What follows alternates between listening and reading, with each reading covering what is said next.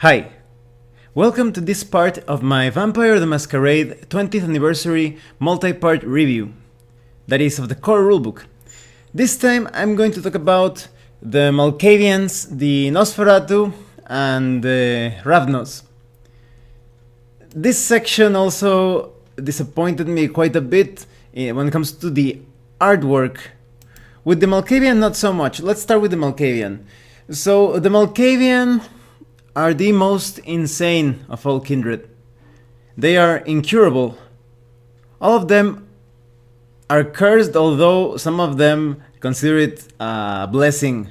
They consider their madness a sort of insight or wisdom, although it is quite chaotic and disorganized. And the artwork, as I was saying, well, it's not bad for this particular clan. I'm going to show you an image of the an older version of the artwork, and as you can see, I like that version a lot more because that Malkavian looks a lot more disturbing and mysterious. And in this new one, as I was saying, it's not bad, but it seems as if the Malkavian is trying to appear too hip or something, to like, look at me, but this version doesn't seem as insane as the other one, as disturbing, so I like it a lot more. Now, Clan Malkavian, as I was saying, and some would say that they are twice damned. There are some clans that could be called like that, but in their case, they are not only undead, they are also insane. This insanity sometimes can offer greater glimpses or offer a more complex insight of or revelation of things. So, in a way, you could consider the Malkavians to be like wise jesters at times, or yes, I guess you could call it that, like that, because the Ventru tolerate the Malkavian because sometimes they offer a greater outlook or a better analysis of different political situations. So, the Malkavians are a bit of a mystery. They are different from each other. You cannot fit them into a sort of like a stereotype. Some Malkavians are insane, completely and obviously mad, but some others look really normal. You could confuse them with members of other clans, and yet they have that split personality or multiple personality disorder. So it's actually really interesting and challenging to roleplay as a Malkavian, because no two Malkavians are going to be the same. In fact, you could play many different Malkavian characters, and they're all going to have their own insanity and their own appearance, or the way that other vampires perceive them. It's quite confusing to pinpoint how a Malkavian is going to act. And they're also quite mysterious because even though they are lunatics, that is their nickname, they are lunatics, they work in great harmony or unison sometimes, almost as if they have like this collective mind of sorts. So they coordinate quite well, following some unknown purpose, and that makes them quite scary. They are unpredictable in the jihad, and you cannot really tell how they're going to act during certain upheavals or operations, or following different agendas, etc. Now, the Malkavians are officially within the Camarilla, but it's quite a mystery, because some would say that they fit more in the Sabbat because they're insane. And there are some Malkavians in the Sabbat, and some of them are the most scary, the most terrifying vampires, because their games turn into some of the most heinous and monstrous acts. But when it comes to the average Malkavian in the Camarilla, they usually just play pranks on people, but those pranks are quite dangerous, to the point that because vampires are undead, the Malkavians can inflict lethal damage upon other vampires with their pranks, and they're just going to be like, oh, don't worry, it will heal in a few days. So their pranks usually involve weapons or explosions or anything that their crazy minds come up with. And it's also quite difficult to tell who is a Malkavian just based on appearance. Some of them are dressed in dirty and baggy clothes, and some of them are quite elegant.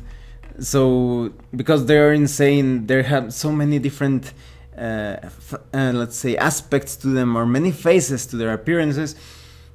So you cannot pinpoint a specific aesthetic style to the Malkavian. And their havens, well, they all have different tastes and they like moving in different environments. But some Malkavians actually like to live in insane asylums, and I didn't like that they didn't elaborate in this Vampire the Masquerade Anniversary Edition core rulebook. They didn't go into too much detail as to the Haven, but in older editions of Vampire the Masquerade, they tell you how Malkavians like to live in abandoned hospitals and asylums, etc. Malkavians also embrace quite capriciously and unpredictably. You don't have like a stereotype of who they're going to turn into a vampire. They have their own idiosyncratic choices when selecting a human for the embrace. It's quite difficult. Some say that the Malkavians embrace those that are already insane, or some would embrace those that are brilliant because they think that their intelligence or their rationality is going to be able to cope with the insanity brought by the embrace of the Malkavians. Malkavians are usually quite intelligent despite their insanity. That would be like their primary attribute. And they also have some concepts around them, like being loners or outsiders or even deviants. They have the clan disciplines of Auspex, which will allow them to see into other things, like perceiving auras and such. They also have Dementation that plays with insanity. They can actually cause insanity upon others. And they have Obfuscate, so they can hide well, because they are quite insane. Sometimes they will need to hide, perhaps after playing a particularly nasty prank. Obfuscate is going to be quite useful for them. And when it comes to their weaknesses, well, they are incurably insane. When you create a Malkavian, you start out with some terrible insanity that the storyteller will surely use to your disadvantage when it's dramatically appropriate. And their organization, as I was saying, it's mysterious. Sometimes they act with great precision, and as if they are linked together by a single mind, but other times they are just doing what they do, whatever their crazy minds dictate them to do. When it comes to their opinions of other clans and sects, it's pure madness. There is no pattern to follow. Perhaps the Malkavian are suspicious or distrustful of those that are more on the monstrous and sorcerous side of things. So, for example, the followers of Set and the Simitsi are not exactly on their top list of on their list of top favorite vampire clans. But for the rest of the clans, the Malkavians seem to be like ambivalent or neutral about them. So, for example, let me read some of their quotes. They say about the Bruja, "You can't hide your horns, devil man." And then they say about the Ravnos, "It looks different depending on if I close my left or my right eye." Or if they are asked about the Sabbat, they say, "They have the answer, but they don't understand the riddle itself." So as you can see, it almost makes no sense, or maybe there's a deeper insight. That's a really cool thing about the Malkavians. They're constantly, like 90 or 99% of the time, they're talking gibberish and nonsense. But if you manage to catch that little tiny fragment, let's say of lucidity, or perhaps even brilliance, you will have all the clues that you need to solve perhaps some greater mystery on life. Now let's talk about the Nosferatu. I didn't like this artwork at all. It looks somewhat goofy. It reminds me of that tabloid character. I think he was called the Bat Boy or Bat Kid, and it just looks too goofy. I like the other version of the older edition of the artwork. And this image right here looks more tragic and more monstrous. It's a lot more. It has a stronger sense of character, in my opinion, when compared to a new artwork that looks somewhat too goofy with a mouth so wide open and just looks too much like the Bad Boy that I was telling you. So I didn't really like it. I'm going to use the older version of the artwork in this case. So Nosferatu could also be considered twice cursed, because they are vampires, but they are also quite monstrous. Some say that Cain got angry with them in the past and in biblical times, and he cursed them with this monstrous appearance. Funny enough, a lot of Nosferatu are quite pragmatic, perhaps you could say somewhat sensible in their own twisted way, and reasonable, because they have dealt with ugliness for the entirety of their own life. So sometimes the monster outside doesn't match the monster within. That doesn't mean that they are good guys, of course. They are monsters taken as a whole, that is in their entirety of their personality and psyche. But when compared to other vampires, they are quite reasonable within that monstrous sense. The Nosferatu need to stick together because they are shunned by other vampires, by other kindred. Some of them feel a lot of disgust when looking at them. No Nosferatu looks like another Nosferatu, that is, they have many different monstrous traits. Some of them have fangs, some of them have greenish or perhaps even purplish skin, they have huge maws, they have perhaps elongated features, facial features, their bodies are hunched perhaps they have some like tumorous growths, so they all look quite ugly in their own way. So they are not the best at social situations, as you can imagine, and they are not let inside many of the kindred's gatherings. A lot of princes actually let them into many secret councils and gatherings and parties, but that's because the Nosferatu have probably the best, in my opinion, probably the best information network, because they move underground, and because of their discipline of obfuscate, they use it to a great advantage to move through different subway tunnels, sewers, air ducts, so they overhear many things. And sometimes they don't need so obvious hiding places. Because of their discipline, as I was telling you, they can actually almost hide like in plain sight, and they get a lot of information. They also have information networks on the digital side of things. Some of them are quite skilled at the use of computers. So many vampires have to interact with Nosferatu grudgingly, because the Nosferatu could have the secrets that they're looking for. Their nicknames are sewer rats, and they say that Nosferatu usually smell like they look, because of they're constantly moving in ugly and not so savory environments, to put it in a way. As a sect, they are probably the most unified. Some say that the Nosferatu have huge underground kingdoms that answer to no prince, in the sewers, in subway tunnels, in darker places, caverns, in a necropolis perhaps. And they actually exploit their hellish appearance. Because of that, there could be tales that there is some sort of monster or something hiding in a particular area of the city or town, and people would usually avoid that place. But for example, the Nosferatu will probably feed on those that are like thrill seekers. And the Nosferatu usually embrace those that are flawed, damaged, or considered outcasts when humans. But some other Nosferatu feel quite like spiteful of beauty in general, and they actually embrace beautiful humans, so that during the process of the embrace they become deformed monsters, and they get like a laugh out of it. And some other Nosferatu think that they can enlighten others by turning them ugly, that they're going to give them a different perspective of life, or rather on life.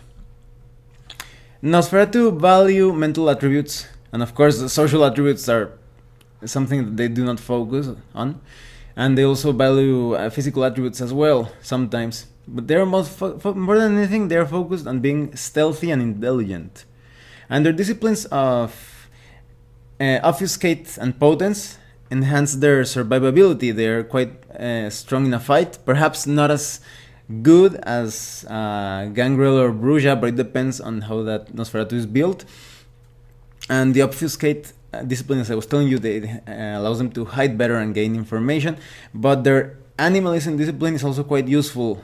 Some Nosferatu control armies of sewer rats and crocodiles and the mythical giant alligator living in the sewers and such. And their weakness, of course, I was saying, is their appearance. They have an appearance score of 0. They are not the best at social situations unless they have some sort of leverage, usually information, as I was saying. But truly, I think that their greatest strength lies in their organization. Probably the most organized and tight clan of them all, or one of the tightest. Because there are others like the Assamites, as I was saying in other parts of my review. Now let's talk about their opinions of other clans and sects. The Nosferatu, for the most part, just want to be left alone. They seem quite grumpy about other clans. And you could say there is a slight rivalry with those other clans that are quite stealthy and good at gathering secrets and information.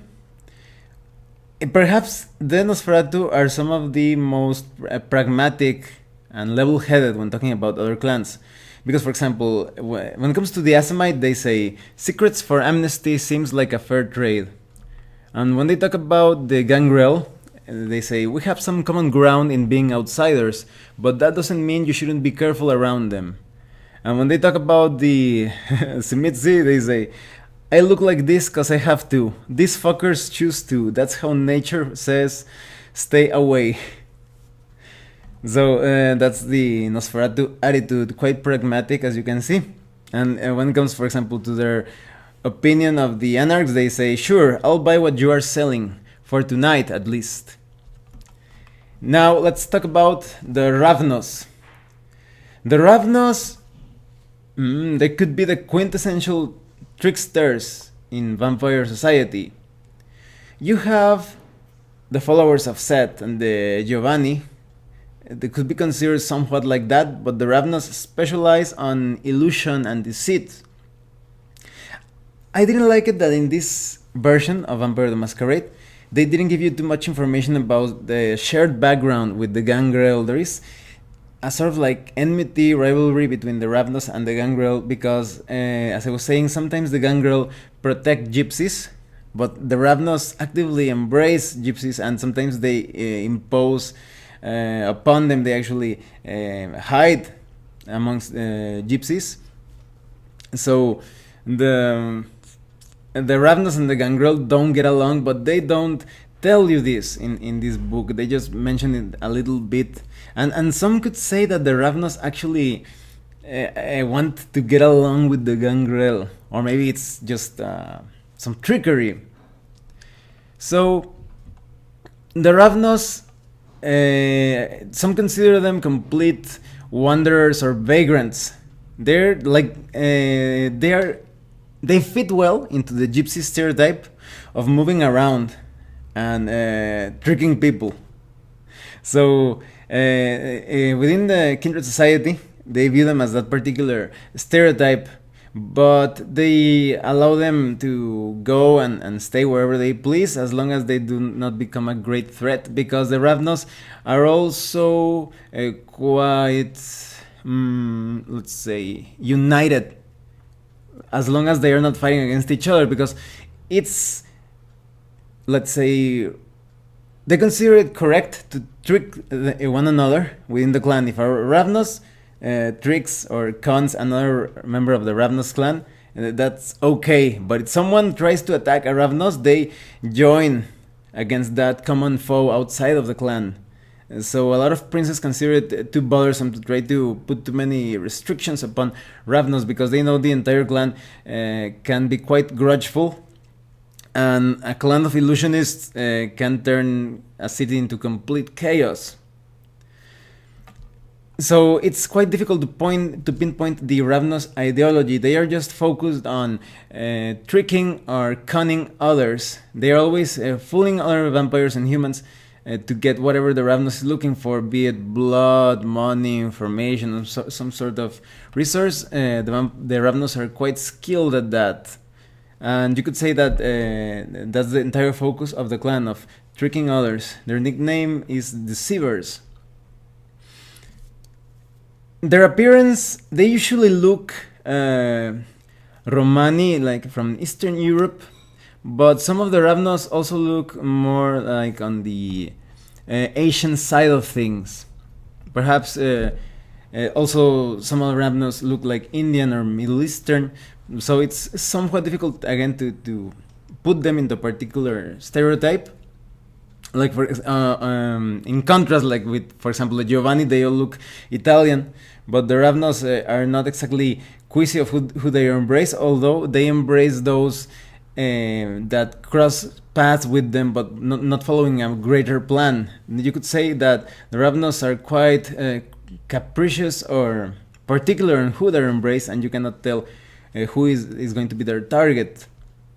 And their haven is usually some sort of mobile place. Perhaps they take place in a trailer park or the outskirts of town or some ethnic ghetto. The more isolated the place and the easier it is for them to live when it is needed, the better. Because Ravnos usually arrive at a city. Hopefully they won't cause too much trouble, but sometimes they trick or con many kindred and humans in that city, and when let's say word of mouth or information is passed around that the Ravnos are causing such trickery and deceit, they decide to move along before they are caught. But because of this, the princes sometimes accept the aid of Ravnos in gathering perhaps information or something that they want to take that isn't as easy to take or acquire through the use of force. The Ravnos specialize in like stealing candy from a baby, to put it in that let's say popular sense. And in character creation, they usually value physical and social attributes, but some also favor mental attributes, and it's quite usual to see a Ravnos that is well-rounded, because they need all of that. They need intelligence to trick others, they need social skills to put that hook or the bait to trick someone, and they also need physical skills to survive when they're actually getting attacked. Their clan disciplines are animalism, so they can also control animals around them, and because sometimes they favor the outskirts, that's quite useful for them. And they use chemistry, which is their discipline to manipulate others' minds. They create illusions. Some illusions are too real to a point that they could be lethal. And they also have fortitude, so they can take a few hits without going down immediately. However, their weakness lies in their penchant for some sort of vice, be it gambling or theft or some sort of cruelty. The Ravnos have a difficult time trying to control themselves when that particular vice comes into their life, or the opportunity to indulge in it. And the organization isn't very good, as I was saying. They are wanderers.